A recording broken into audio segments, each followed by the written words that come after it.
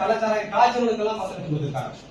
கூட்ட நெரிசல்ல குழந்தைகளை கூப்பிட்டு கொஞ்சமோ இதெல்லாம் வந்தவங்களுக்கு பத்திரிக்கை கொடுத்திருக்காங்க. அசாம்ல இருந்து ஒரு வேலை செஞ்ச தொழிலாளிகளுக்கு பத்திரிக்கை கொடுத்திருக்காங்க. ஏன் எங்களுக்கு கொடுக்கல? அரசாங்கம் என்ன நினைக்குது? அப்ப இது எங்க அரசாங்கம் இல்லையா? இது குடியாருடைய அரசாங்கமா அல்லது கூத்தாடிகளுடைய அரசாங்கமா அல்லது வெளிமாநிலத்திற்கு அரசாங்கமா? அசாம் தொழிலாளி 9 பேருக்கு கொடுத்துருக்கீங்க, எங்க பேருக்கு 4 பேருக்கு கேட்கல. புரியுமா? நீங்க சொல்லுங்க, உங்க வேலை இருந்து சொல்லுங்க பாருங்க. நான் வந்து ரொம்ப உணவுனா நீங்க காயப்படுறீங்களோ நான் கவனமா கேட்டேன். உங்களுக்கு எல்லாம் புரியும் ஐயா. நீங்க உங்க பணியெல்லாம் எங்களுக்கு தெரியாது, வேளாண் உதவி இருக்கிறவங்க. ஆனா உங்களுக்கு எல்லாம் லட்சக்கணக்கில் சம்பளம் இருக்கும். நாங்க எந்த சம்பளத்துக்காக வேலை செய்யறீங்களா? நாங்க என்ன வேலையில வேலை செய்யறீங்களா?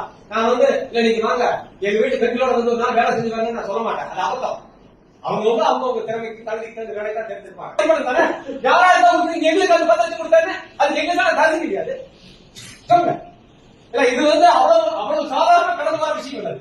நாங்க வந்து அரசியலாம் பேச வரல.